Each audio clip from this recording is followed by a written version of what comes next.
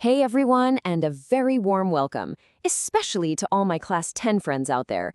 A good English grammar ka fast revision karnai? Then you are in exactly the right place. Today, we're gonna crack all 12 English tenses, and we're gonna do it super fast. I know. 12 tenses, so many rules, it gets pretty confusing, right? But hey, don't you worry. In this quick explainer, we're gonna break it all down so simply, you'll never get confused again. That's a promise. All right, let's just dive right in. See, the trick is to stop trying to memorize 12 different things. It's too much. Instead, we're going to use a simple formula, a sort of master grid, that'll make everything just click. So here's the secret sauce. Every single tense is just a mix of two things. Time, matlab kab hua, and action, matlab kaam kaise hua. That's it. Just time plus action. Simple, right? And this slide right here shows you those two parts perfectly. On one side, we have 3 times: present, past, and future. And on the other, 4 types of actions: simple, continuous, perfect, and perfect continuous. Now we just combine them to get all 12 tenses. Let's see how. So let's start with our first block. We're talking all about the present tense. Basically, abhi ki baat, everything happening right now or around now. First up, simple present. The formation is just the subject plus the first form of the verb, or V1. This is for your habits and for universal truths, things that are always true, like the sun rises in the east. Next, we've got present continuous. Here, the rule is subject plus is, am, or are plus the ing form of the verb. You use this for any action that is happening right now.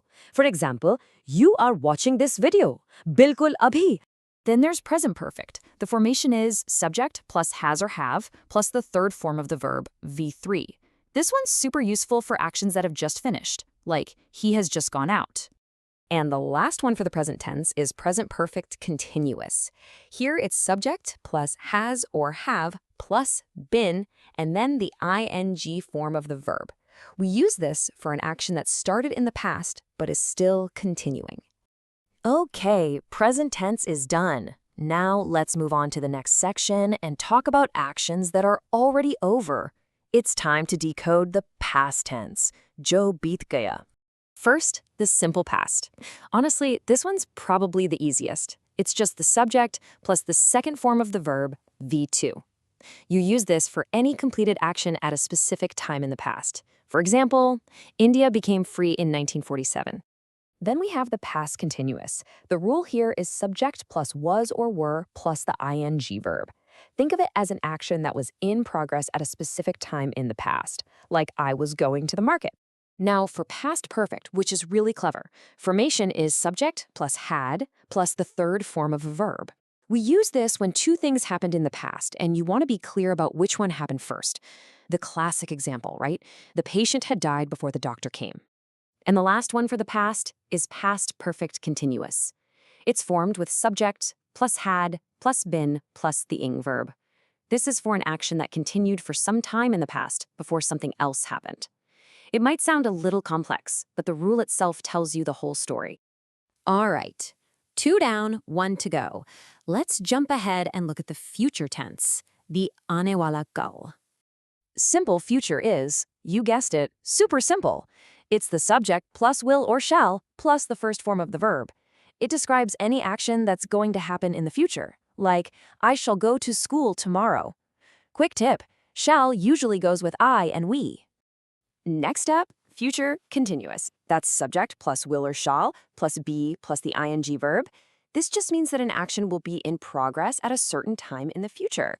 For instance, at this time tomorrow, I will be writing my exam. Okay. Now for the future perfect. The formation is subject plus will or shall plus have and then the third form of the verb. We use this for an action that will be completed by a specific time in the future. For example, by next year, I will have completed my class 10. And we've reached the final one, future perfect continuous. The rule is subject plus will or shall plus have been plus the ing verb. This tense is for an action that will continue for some period of time in the future. Whew, that's all 12 tenses. But hold on, I've got a little exam shortcut for you. Let's check out some pro-level tricks that are going to really help you out. Okay, pay attention because this slide is a total game changer. These are keyword clues. So when you're looking at those fill-in-the-blanks questions, just search for these words. See always or every day? It's probably simple present. See yesterday or last week? Think simple past. Words like now point to present continuous, and just or already scream present perfect. This little hack can save you so much time. And it's so important to remember that mastering tenses isn't just about scoring marks. It's bigger than that. Like James Hume said, the art of communication is the language of leadership. When you use the right tense, your words become clearer, more precise, and way more powerful. And with that, you should have a much, much better grip on all 12 tenses. So now that tenses are sorted, what's next on your revision list? Let me know. All the very best for your exams. You're gonna do great.